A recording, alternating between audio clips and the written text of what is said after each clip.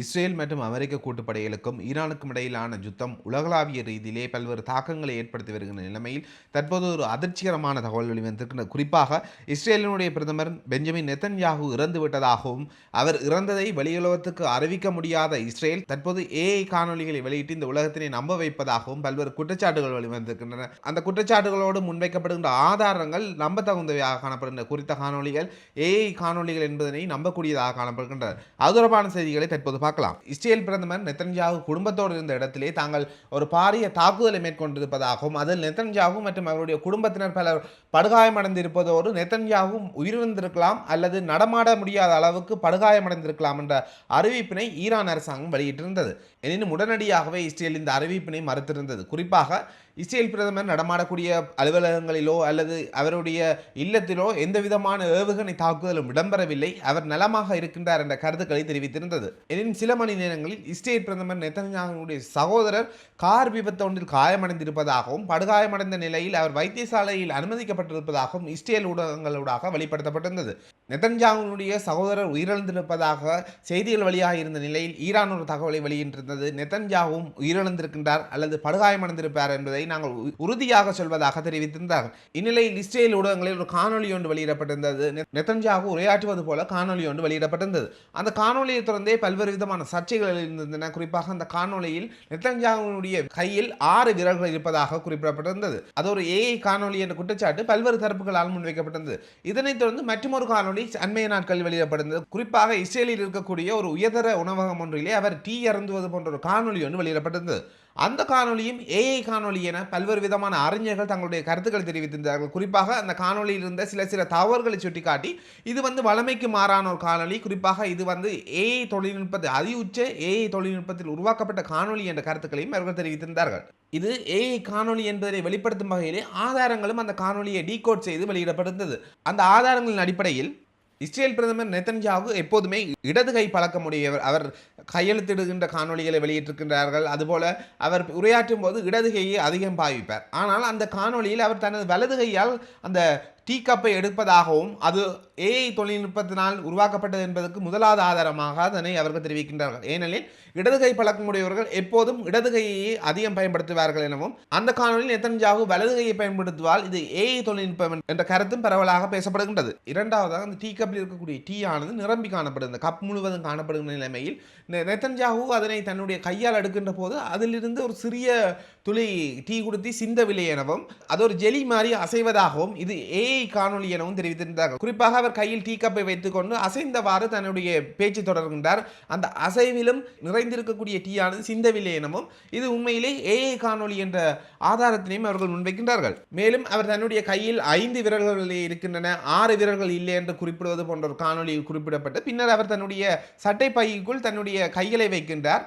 அப்போது சட்டை பைக்குள் கையை வைக்கின்ற போது அவருடைய மேற்சட்டையில் இருக்கக்கூடிய பையானது முன்னகர்வது போன்ற ஒரு தோற்றப்பாடு இந்த காணொலியில் காணப்படுகின்றது.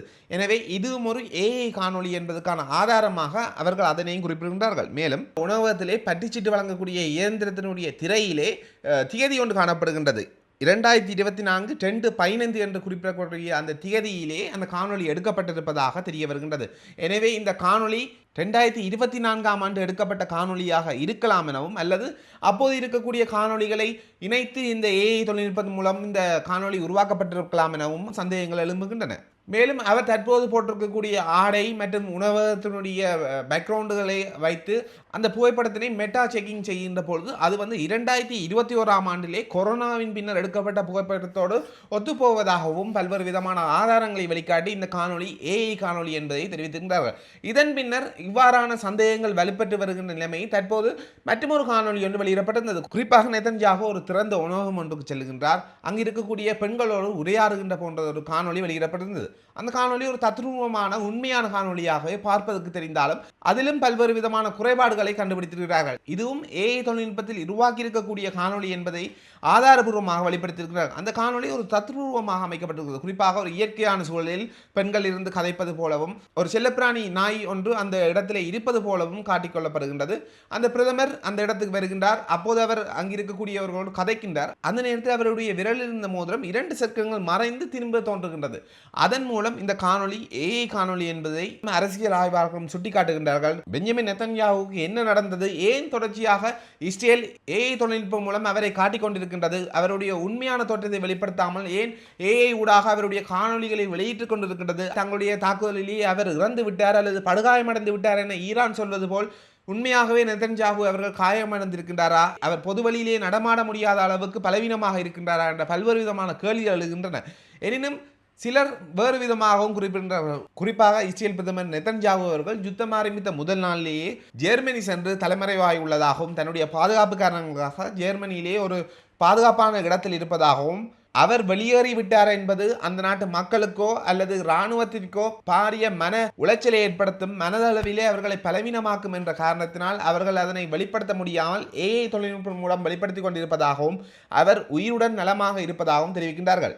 குறிப்பாக அந்த உயர்தர தேநீர் கடை ஒன்றிலே அவர்கள் வெளியிட்டிருக்கக்கூடிய அந்த காணொலியானது பல்வேறு விதமான அரசியல் நோக்கங்களை கொண்டதாக குறிப்பிடுகிறார். குறிப்பாக பாலஸ்தீனருக்கு எதிரான போரில் ஈடுபட்ட வீரர்களுடைய குடும்பத்தினால் நடத்தப்படும் அந்த தேநீர் கடைக்கு பெஞ்சமின் நெதன்யாஹு அவர்கள் சென்று அந்த காணொலியை வெளியிட்டிருப்பதாகவும், அது போரில் ஈடுபடக்கூடிய வீரர்களை மேலும் உற்சாகப்படுத்தும் வகையிலே அந்த காணொலி அமைக்கப்பட்டிருப்பதாகவும், இது ஒரு ஏஐ காணொலி என்றாலும் நெதன்யாஹு தற்போது வரை உயிரோடு இருப்பதாக இஸ்ரேலின் பல தரப்புகள் தெரிவிக்கின்றனர். தற்போது நெதன்யாஹுவினுடைய எக்ஸ் தளத்திலே பல்வேறு விதமான காணொலிகள் வெளிவந்து கொண்டிருக்கின்றன. குறிப்பாக நெதன்யாஹு உரையாற்றுவது, இராணுவ அதிகாரிகளுடன் கலந்துரையாடல் ஈடுபடுவது போன்ற பல்வேறு விதமான காணொலிகளும் வெளிவந்து கொண்டிருக்கின்றன.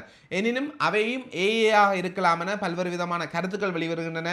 அவை பல்வேறு அறிஞர்களால் டீகோடிங் செய்யப்பட்டு இது ஏஐயா அல்லது நிஜமான காணொலியா என்பன தொடர்பாக பல்வேறு விதமான ஆய்வுகளும் இடம்பெற்று வருகின்றன. இன்னும் சில நாட்களில் அந்த காணொலிகள் ஏஐ தொழில்நுட்பத்தில் உருவாக்கப்பட்டவையா, உண்மையான காணொலிகளா என்பது வெளிச்சத்துக்கு வரும். இதே போல ஈரானுடைய உச்ச தலைவர் மெஜபா கெமேனி அவர்களும் உயிரிழந்திருப்பதாகவும், அவருடைய உயிரிழப்பை வெளியில் அறிவிக்க முடியாத வகையிலே ஈரான் செயற்படுகின்ற எனவும், அவருடைய கையெழுத்துக்கள் வெளிவந்திருக்கின்றன, அவருடைய உத்தரவுகள் வெளிவந்திருக்கின்றன என்ற அடிப்படையிலே ஈரான் தொடர்ச்சியாக தன்னுடைய இராணுவத்தினை பலப்படுத்தி கொண்டு வருவதாகவும், ஏனெனில் தொடர்ச்சியாக 2 தலைவர்களை ஒரு நாடு இழக்கின்ற பொழுது இராணுவ வீரர்கள் மன ரீதியாக பாதிப்படைவார்கள் என்பதனால் அவருடைய மரணத்தினை வெளியில் சொல்லாமல் மறைத்து வருவதாகவும் பல்வேறு விதமான குற்றச்சாட்டுகளும் முன்வைக்கப்பட்டுக் கொண்டிருக்கின்றன. இந்த ஈரான் இஸ்ரேல் யுத்தத்திலே 2 நாடுகளும் ஒரு உளவியல் தாக்கத்தை செலுத்துகின்றன. குறிப்பாக தலைவர்கள் இறந்து விட்டார்கள் என்ற செய்தியினை கொண்டு சென்று அங்கு போரில் ஈடுபடக்கூடிய வீரர்களுடைய மனநிலையை குழப்பி அவர்கள் ஒரு வன்மத்தோடு போடக்கூடிய, உத்வேகத்தோடு போடக்கூடிய நிலைமையை மாற்றி அவர்கள் ஒரு சலிப்படைந்த நிலைமையில் போரிடக்கூடியதாக தங்களுடைய செய்திகளை வெளியிட்டு வருகின்றனர். 2 தரப்பும் தங்களுக்கு எதிரானவர்களுடைய உச்ச தலைவர்கள் இறந்து விட்டார்கள் என்ற கருத்தினை பரவலாக பரவச் செய்து தங்களுடைய வெற்றிக்காக உழைத்துக் கொண்டிருக்கின்றார்கள் என்ற கருத்தும் வெளிவந்து கொண்டிருக்கின்றது. இதற்கு முன்னர் வடகொரியாவினுடைய அதிபர் மீது இவ்வாறான கருத்துக்கள் எழுந்திருந்தன. குறிப்பாக அவர் உயிரிழந்து விட்டார் அல்லது நோய்வாய்ப்பட்டு கொண்டிருக்கின்றார், அவருடைய நகல் தான் தற்போது நடமாடிக்கொண்டிருக்கின்ற என்ற கருத்துக்கள் எல்லாம் வெளிவந்திருந்தன. ஆனால் தற்போது அந்த கருத்துக்கள் எல்லாம் மறைந்து போயிருக்கின்றன. அதுபோல் இந்த கருத்துக்களும் மறைந்து போகக்கூடிய சந்தர்ப்பங்களும் உள்ளன, அல்லது உண்மையாகவும் நிரூபிக்கக்கூடிய வாய்ப்புகளும் இருக்கின்றன. தொடர்ச்சியாக இவ்வாறான செய்திகளை தொடர்ந்து அறிந்து கொள்வதற்காக எங்களுடைய சேனலை சப்ஸ்கிரைப் செய்து ஆதரவு தாருங்கள். நன்றி, வணக்கம்.